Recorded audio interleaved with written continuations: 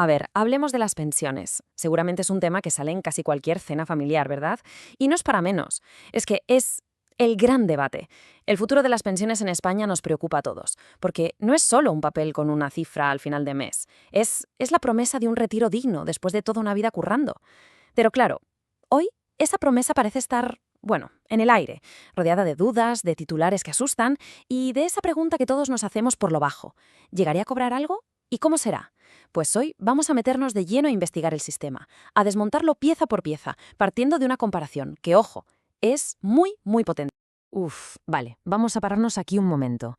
Esta frase que vemos, extraída de las fuentes que hemos analizado, es una bomba. Calificar a todo el sistema público de pensiones de esquema Ponzi es una acusación gravísima, sin duda. ¿Pero qué quiere decir exactamente? ¿Es solo una forma de hablar para llamar la atención o de verdad hay algo en la estructura del sistema que se le parece? Para poder juzgarlo, lo primero es lo primero, hay que entender bien los términos.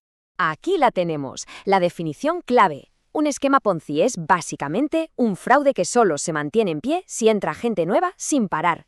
El dinero de los que llegan no se invierte para generar riqueza real, no crea nada. Simplemente se usa para pagar las rentabilidades altísimas que se les prometió a los que entraron antes. ¿El problema? Que el chiringuito se cae en el momento en que el flujo de dinero fresco se frena o se detiene. Vale, quedémonos con esta idea central. Es una transferencia de dinero sin crear valor real. Y ahora, con esto en mente, vamos a ver la escala del sistema español. Y aquí es donde la comparación en cuanto a tamaño se vuelve abrumadora. Fijaos en la tabla. Por un lado, tenemos el fraude de Bernie Madoff, que está considerado el mayor timo Ponzi de la historia, ¿vale? Hablamos de unos 65.000 millones de dólares y unos 5.000 clientes. Son cifras que ya de por sí marean. Pero ahora mirad al otro lado. El sistema de pensiones español mueve más de 165.000 millones de euros cada año. Y no afecta a miles de personas, no. Afecta a más de 28 millones entre los que trabajan y los que ya están jubilados. Es que la escala es de otra galaxia directamente. Ya no hablamos de un fraude financiero, hablamos de la arquitectura económica que sostiene a un país entero. Bueno, para saber si la comparación con un esquema Ponzi tiene sentido, tenemos que entender las tripas del sistema. ¿Cómo funciona de verdad? Cuando cada mes vemos en la nómina ese dinero que se va a la seguridad social, ¿a dónde va? ¿Qué pasa con él? Y aquí está el meollo de toda la cuestión. España funciona con un sistema de reparto. ¿Qué significa esto? Pues que el dinero de nuestras cotizaciones no va a una hucha con nuestro nombre, no se invierte para que crezca y sea para nosotros en el futuro. No, ese dinero, en el mismo instante en que se recauda, se usa para pagar las pensiones de los jubilados de ahora. Es una transferencia directa, inmediata, de una generación a otra. Es un modelo totalmente distinto al de capitalización, como el que tienen en Noruega. Allí, cada trabajador sí que tiene su propio fondo, que se invierte y genera una riqueza que será suya. Así que la idea clave es esta. En España no hay una caja fuerte con nuestro nombre y nuestro dinero dentro. Entonces, el punto crucial es este. No estamos ahorrando para nuestro futuro en una cuenta personal gestionada por el Estado. Estamos pagando la factura de las pensiones de hoy. Y lo hacemos con una expectativa, con una promesa social, que los trabajadores del futuro pagarán la nuestra cuando nos toque. Es un pacto entre generaciones. Y claro, como cualquier pacto que depende del futuro, su fortaleza se basa por completo en un factor que no podemos controlar. Y esto nos lleva de cabeza a la gran debilidad de un sistema de reparto. Su aguante no depende de si las inversiones van bien o mal, como en un sistema de capitalización. No. Depende casi al 100% de la demografía. O sea, de un equilibrio matemático muy simple. ¿Cuánta gente mete dinero y cuánta gente saca dinero? Claro, cuando se diseñó este sistema, España estaba en pleno baby boom. La pirámide de población era perfecta para esto. Una base enorme, anchísima, de gente joven que empezaba a trabajar y una punta muy pequeñita de jubilados. Había muchísimos cotizantes por cada pensionista. El dinero fluía sin problema e incluso sobraba. Las cuentas sencillamente salían. Pero esa foto demográfica es historia antigua. Para que nos hagamos una idea del cambio tan brutal, vamos a ponerle números. Allá por los años 60, la cosa funcionaba así. Por cada pensionista había unos 4 trabajadores cotizando. 4 a 1. Tenía sentido. Pero hoy la cosa ha caído a la mitad. Apenas 2 trabajadores por cada pensionista. 2 a 1. Y ojo, que lo más preocupante es lo que viene. Las proyecciones para 2050 dicen que la ratio caerá a 1,3 trabajadores por pensionista. O sea, nos acercamos peligrosamente al 1 a 1. Cada vez menos gente tiene que sostener a más jubilados, que además, por suerte, vivimos más años. La presión sobre cada persona que trabaja es cada vez más y más grande. La imagen es clarísima. La famosa pirámide de población se ha dado la vuelta por completo. Ahora tenemos una base de gente que cotiza cada vez más estrecha, que tiene que soportar el peso de una parte de arriba, la de los pensionistas, que es cada vez más ancha y más pesada.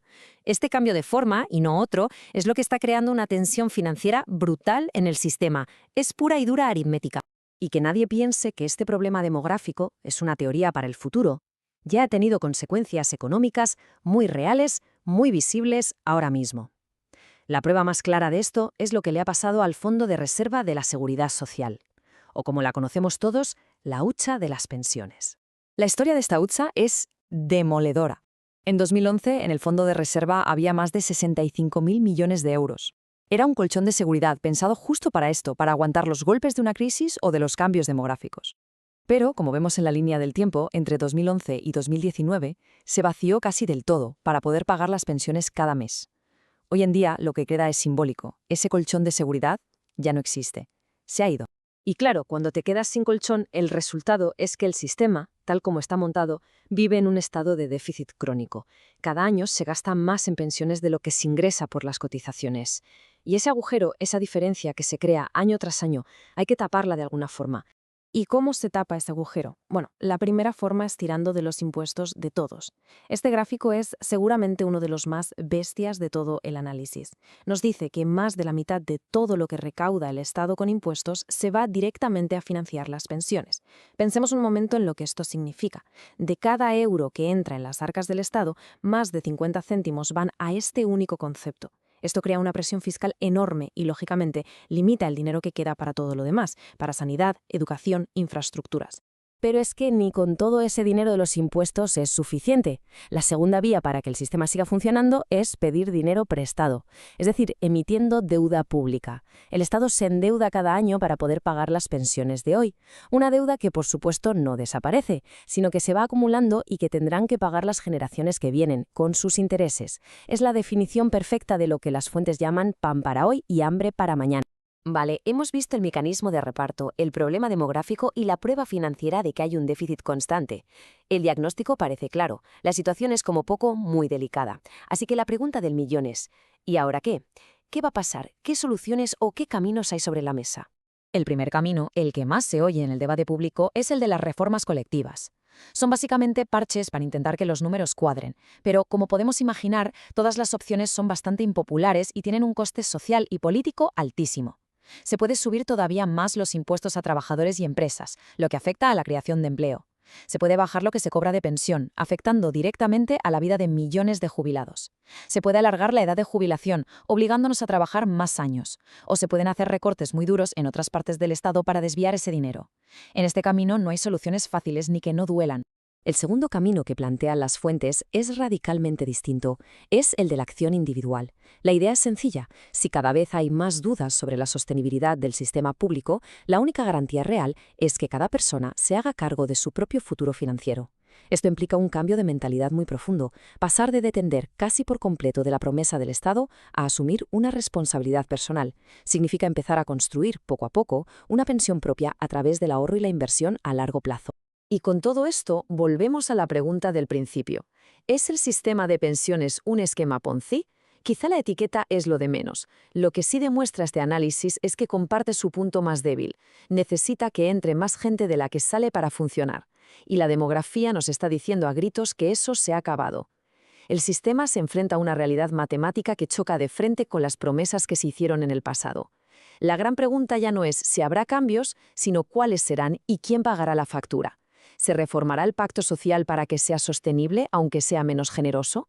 ¿O iremos hacia un modelo en el que la responsabilidad de cada uno gane cada vez más peso? La respuesta a esa pregunta definirá el futuro económico de generaciones enteras.